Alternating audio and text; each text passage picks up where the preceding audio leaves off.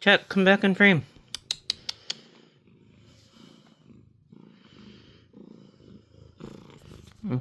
You good.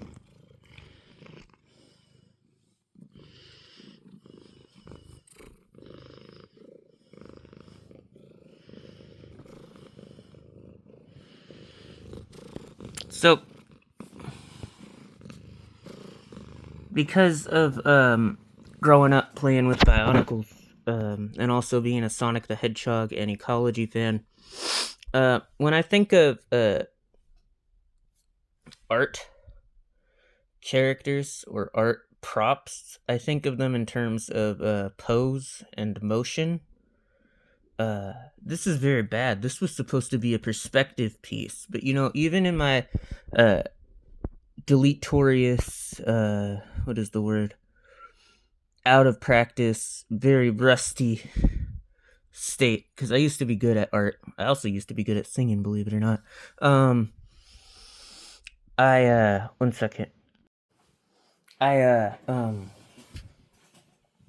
think of characters in terms of pose and motion, because in Bionicle they've always got these cool like creature monsters and also like greebled humanoids that are spiky and fun looking. Come here, Jack. Come here. Which?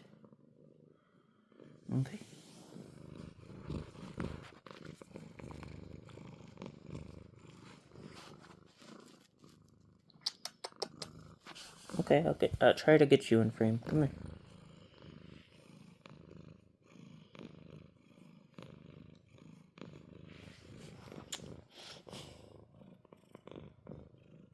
Oh, don't bite my nose. Alright, so I want to make some software where, because when I think of, like, creature design, okay, so most AI art or algorithmic art doesn't matter because here it's the same difference. Most AI art, when it makes it easy for you to post the characters, that's from a strictly... He just turned on my computer by walking on the keyboard. And now he's trying to turn it off again by... One second. So this light switch actually controls my computer. And he knows that he gets attention when he reaches up here and rips stuff off of the wall, because sometimes he slides down and he knocks this and turns off my computer. He doesn't know that's why he gets attention, but he knows I freak out when he does that, so... Yeah, he's being a little brother right now. And you see, this used to have a corresponding magnet of the same polarity right here. And it would cushion my door because my door doesn't actually have a doorstop like it should. So this would like create like a bubble of magnetic force that would slow the door down so it didn't slam into the freaking wall. This isn't a crack, this is... Sorry, Jack. Yes, don't chew that, please. No, I said don't. I mean, do something other than chewing that, please. I know it's all you can think about. Get distracted.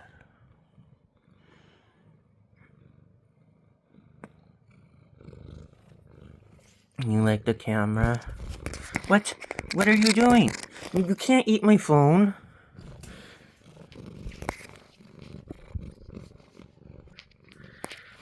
Hold on, this is... Why don't you try eating the camera part? That's the round circles. There you go. You're adorable, you know that? Did you know you're adorable? Come here. I love you. You know, I have another cat named Bagheera, but he's more self-sufficient. Jack is a baby. Bagheera is an introvert, and Jack is hypersocial. So that's why you guys see more of Jack, because Bagheera's just like chilling out in his own little space, being relaxed. Jack is like, sister, what are you doing? I have to come hang out with you. That's a good thing, by the way. You're a cuto. Cuto.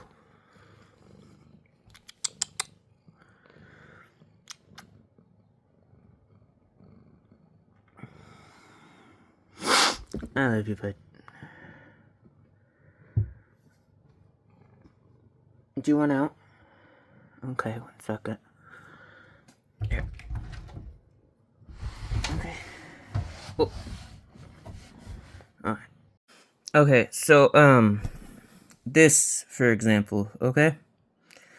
So I think of humans, plants, monsters, or animals, and machines the same way. I don't differentiate.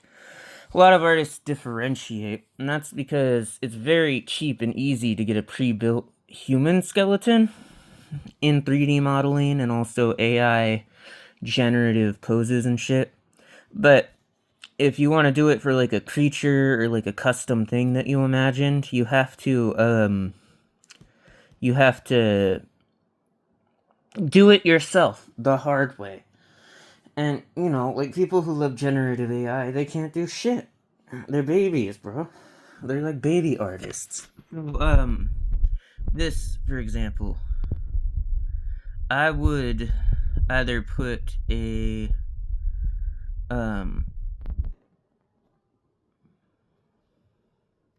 symmetry transform on it, or I would put a what do you call it? A modifier log in some kind of like XML metadata that determines its shape, and you could copy it in and also reflect it. What I'm trying to say is I would start right here at the center arch of the headphones, and then I would extrude a ribbon down here, and then create like a fleshy blister here for the fleshy blister. Moist. Sorry. For the cushion part. And then I would go further down, and then I would create a narrowing here, followed by a spatulate disc, and then I would travel to the center of that disc, and I would create a small mushroom cap, and then I would extend out of it another disc with pizza slice ridges, and then I would twist the outer edge relative to the center edge, and then from there I would go back to the center stem of this little metallic mushroom, and I would extrude out another blistery like donut shape for the earmuff cushion. And I would do that for one of them, and then, like I said, I would either add a reflection modifier, or because there is some asymmetry where, like, only one of these has the buttons and stuff, I would copy and paste a reflected version of the metadata onto an opposite extrusion here, and then add the little details that needed to be added. So what I'm trying to say is that my creative process doesn't worry about, like, the reason this perspective drawing looks like shit is because I don't think in perspective. I doubt anyone does. Otherwise it wouldn't be such a challenging art form. And yes, I have drawn wonderful images in perspective before, but that was back in high school, bro. Look. These are supposed to be table legs, dude. They're ugly. I could probably make them better. I just didn't want to spend time on it. Look, and then these are supposed to be either like magic smoke or music, depending on how you want to interpret it. But like, here's the thing though, dude.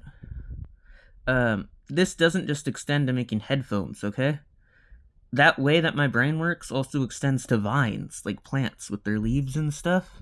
And it extends to animals too, because we're bilateral. So you travel the length of the spine, either from the tail tip to the skull, and then you extrude along the side, and then so this would be the spine if headphones were bilateral.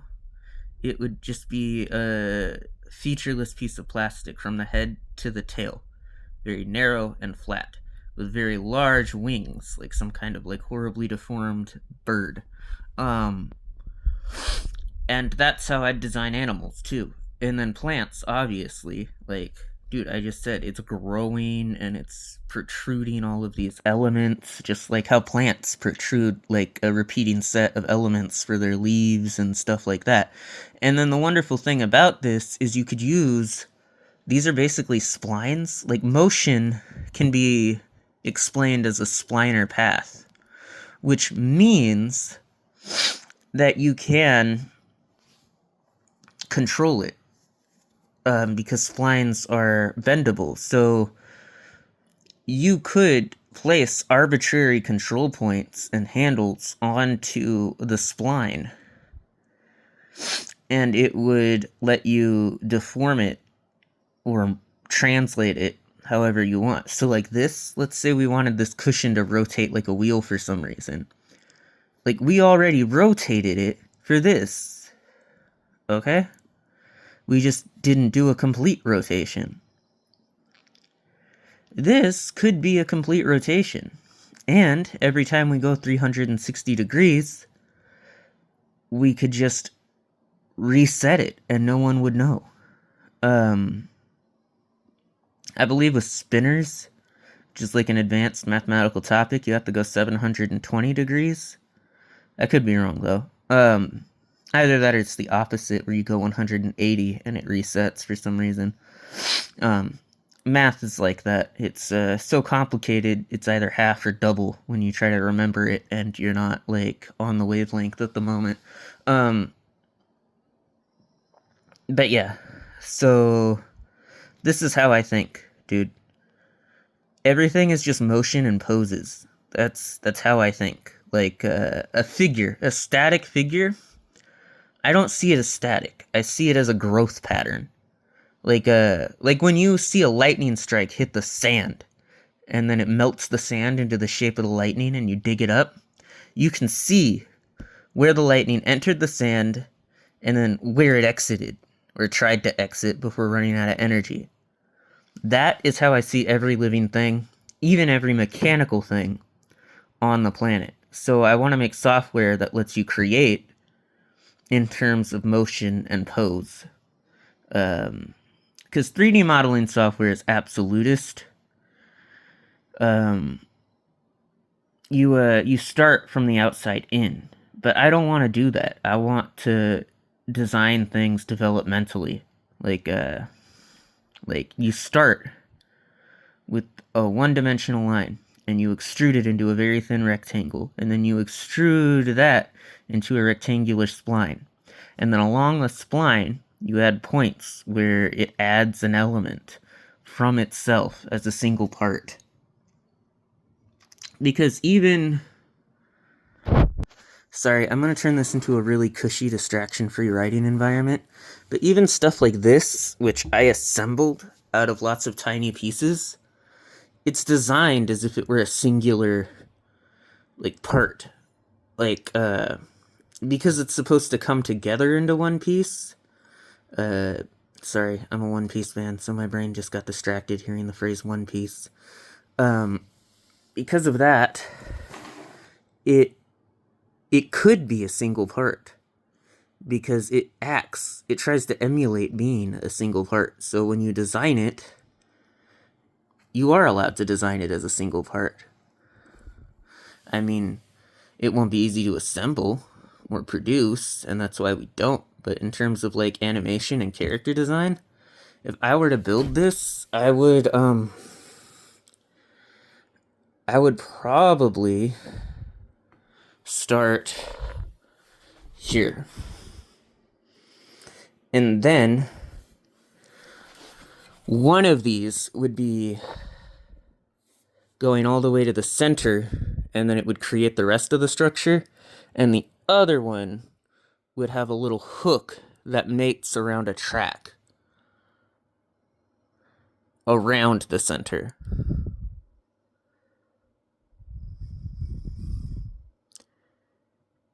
And then I would just make the center a double donut and act like a spinner. Just like what I showed you with the little speaker cone inside my drawing of the headphones. If you were to go underneath this mushroom cap and you were to look at the double donut and we put lines on it for posterity's sake, the lines would bend just like the speaker cone did. They would like curl and get like progressively whirlier, and then it would reset. So that's that. This is going to be a Raspberry Pi computer, by the way. I'm just waiting until I'm better at C++ and C so that I can make an operating system bespoke for it. One that isn't trash. So, yeah. Alright, see ya. So, I made a little GIF to show how a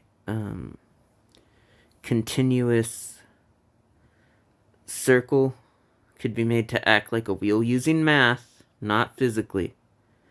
Because in reality, it would just like bunch up and get closer and closer to the centerpiece if it was like a rotating, like contiguous, like outer rim. It would bunch up and then like shrink in radius. But this uses maybe imaginary numbers or something, so that the spline like slides around and then the lines get all wonky and then they're back to where they started. This isn't mathematically accurate, but this is like the general idea. They would like loop in on themselves, borrowing from imaginary numbers or some shiznit, like spinners do. And then, so the lines would start out curving. Then when they were about to self-intersect, they would create like a loop-de-loop. And then the loop-de-loop would start to shrink, and then you're back to where you started.